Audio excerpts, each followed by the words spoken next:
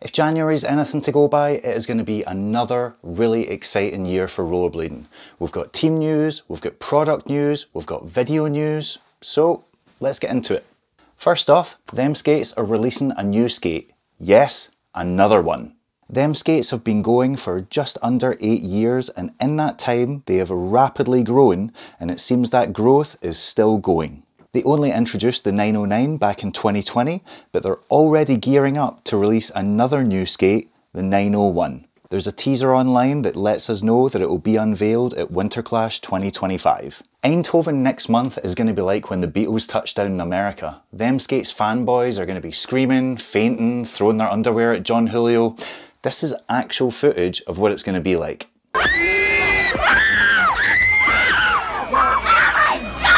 Speaking of Them Skates, Leon Humphries has a new section out on their channel and it is brilliant. Leon had surgery shortly before this video was released, which would suggest that he was injured during the filming process. Leon didn't look injured to me. Also, is he wearing Senate ultrawides in this clip? Leon, where did you get those? Another skate that is due to be unveiled at Winterclash is the new plastic skate from Faction. There's already a few images of the skate floating around, and Victoria Soderholm was seen skating them in Plastic Pushers 5, so I'm looking forward to trying them on at Winterclash and seeing how they feel. Also, if you haven't seen Victoria's section in Plastic Pushers, I strongly recommend it. Victoria is one of my favourite skaters, combining aggressive skating and wizard skating, and I know for a fact my old arse is not going anywhere near a stair set that big, so respect. Hopefully we get more street sections from Victoria in 2025. In other product news, after almost 2 years of waiting, Kizer Suspension Frame was finally released, and the product has already been recalled. Kizer put up a post on Instagram to let people know they were no longer selling it. An unhappy customer posted pictures online, and it looks like the suspension arms are breaking. As a result, Powerslide have decided to halt sales. Some might say they have suspended sales of their suspension frame. Kinda reminds me of that Paula Abdul song.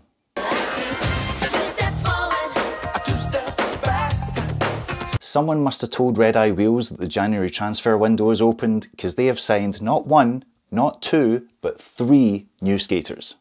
First, they added England's Dan Robinson to the team. To be honest, I already thought he was on the team. He has been promoting Red Eye Wheels for bloody ages. One thing is for sure, Red Eye Wheels are going to get a lot of exposure out of him because he pops up everywhere. He's appeared in the Anthony Medina video, Ends, he's appeared in episodes of Jumbo, he's appeared in Rob Kellett videos, and he's placed on the podium at a bunch of events in Australia. You can also see footage of him at various Winterclash events, Blading Cup, Capital Rollers. Mr. Worldwide, he's basically the rollerblading equivalent of Pitbull. Mr. Worldwide, flow rider, bada bing bada boom, Mr. Worldwide as I step in the room. Speaking of Dan Robinson, I'm pretty sure he's skating for T-Neck as well. Could he be the next rider announced? Red Eye's second signing is another habitual globetrotter, Victor Dom, and I've just got one thing to say about that. It's about Dom time. You'd think I'd be embarrassed about that joke, but I'm actually quite proud of it. Red Eye's third signing is Brazil's Thais Colares, who had one hell of a 2024. She won the Franky Morales Invitational, dropped 2 good street sections, and she got a pro skate from Razors. She's currently living in the Bay Area and skating with a motivated crew that includes filmers and the photography skills of Eric Garcia. So she's got the potential to have another very productive year, and I really hope that she does. Orange Wheel Company just released their first team video, Orange. There's just one problem. There's already a skate video called Orange, and it features an absolutely wild Mark Woida section. What, mate? Should have done your research! Then again, Pat Ridder already used Peel, 50/50 already used Juice. What are the other options they could have? Smoothie? Pulp? Tree? Video names aside, the Orange team is absolutely stacked. They have got Jeff Phillip, Tad Dragigo, Diomar Velasquez, Gabe Talamantes, Martin Danning, and they've got the old Canadian guard of Matthew Ledoux and Charles Nantel, who still hold their own against the young guns. They advertised it as a full length that was dropping on January 10th, but it turns out they're actually releasing the video section by section. If you can't watch the full video in one go, it's not a full length video. it's a video series. The first instalment features Jeff Phillip and Tad Tregeagle with a friends section in between. Jeff's section feels a little bit dated because in the footage he's skating Valo skates, and at the end of last year he released 2 sections, one on the standard Omni and one on the T-Neck 58, so you're very much given the impression that this is old footage, but it's Jeff Phillip footage, so it is very impressive, like this.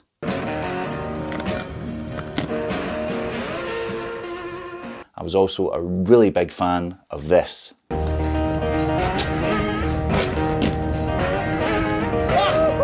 Tad Tregeagle steals the show though. Every section I've seen of this guy I've been really impressed with, and this one follows suit. He has got very nice ledge skills.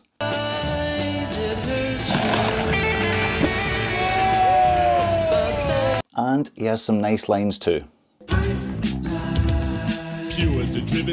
Not those kind of lines, these kind of lines.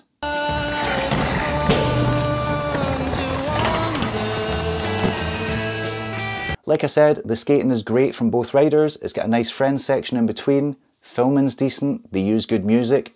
What's not to like? In other video news, Brian Freeman has been incredibly busy over the last couple of decades.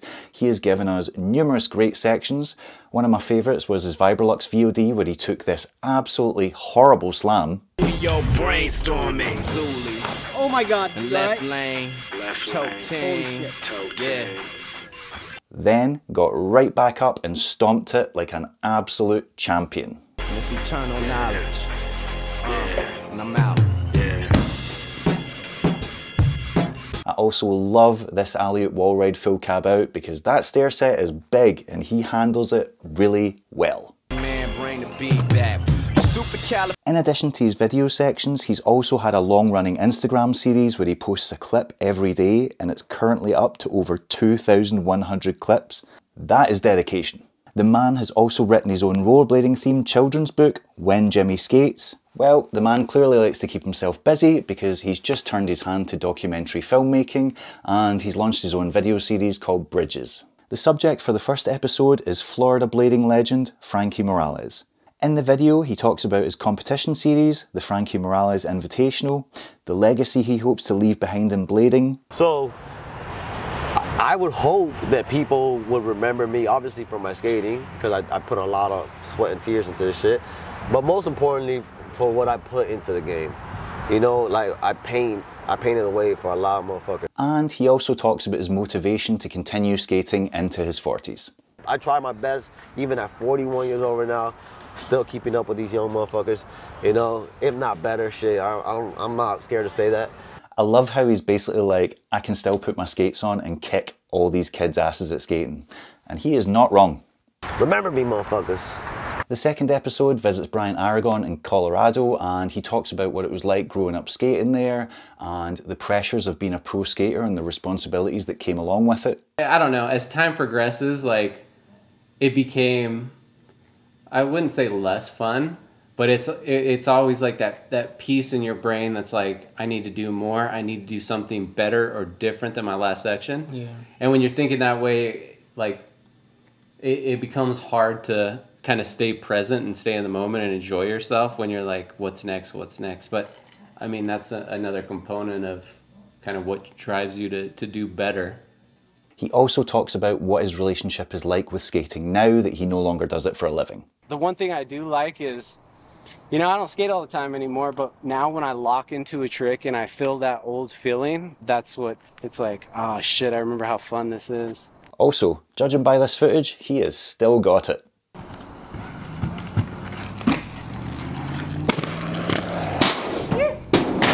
You also get to hear from his parents what Brian was like as a kid, and they visit the skate park that's near his parents' house that was named after him. Imagine how much his mum and dad must have bragged to their neighbours about that.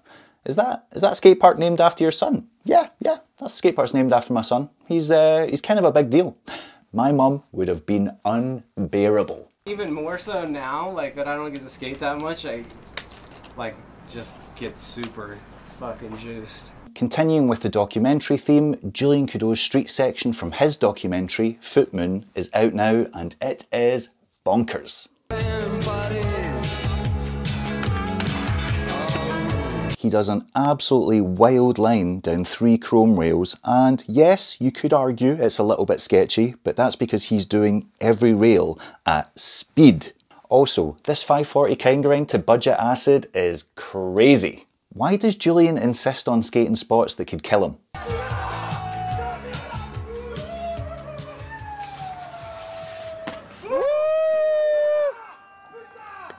Once again, Julien missed out on Skater of the Year, and you've got to wonder what he needs to do to win it. He won more international comps than anyone last year, dropped 2 very good street sections, and it still wasn't enough. It does make you think, is there enough public support for Julien to ever win Skater of the Year? Another great video that I really enjoyed is the new Brisbane video from Kellett. It features a bunch of the Aussie guys who I've had the pleasure of hanging out with at Winterclash a couple of times. Dan Robinson also pops up in this video because he pops up everywhere. And it's just got this kind of relaxed, feel-good vibe, like the music that goes with it. The filming and editing is great, so thoroughly recommend you check it out. I've also got a few lesser known videos from last year that you may have missed that I strongly recommend watching. First up is Kaili Randmae's Extend section. This was filmed around 2023, but it was only released at the end of last year, and it's really good. Even with a knee brace, she is still going pretty hard in the streets. Funny story about Kaili, I was talking to CJ Wellsmore at Winterclash last year, and Kaili randomly came up to us while we were having a conversation, and CJ then just went on to profess his love for her. Wasn't awkward at all. Kaili also happens to be an exceptional snowboarder. Check this out.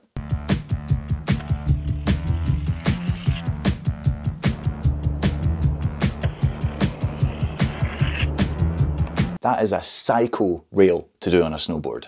Another video that didn't get a lot of views last year but is still very, very good is Sam74, which features a guy many of you may know on Instagram as Not So Cute Fruit Booter. They're 2 rollerbladers who also happen to be very good at free skiing on street, so you know they're bloody mental, and they've got a tendency to do some burly stuff. Neither of them are the most refined skaters, and they don't really care about doing perfect landings. They just want to go out in the streets and do wild shit, and they go out in the streets and do wild shit.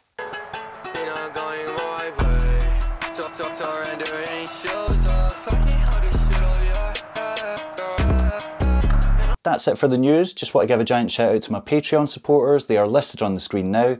You can join the Wheel Scene Patreon for as little as £3 a month, and there's a bunch of videos on there that aren't on the YouTube channel, and you'll be supporting me.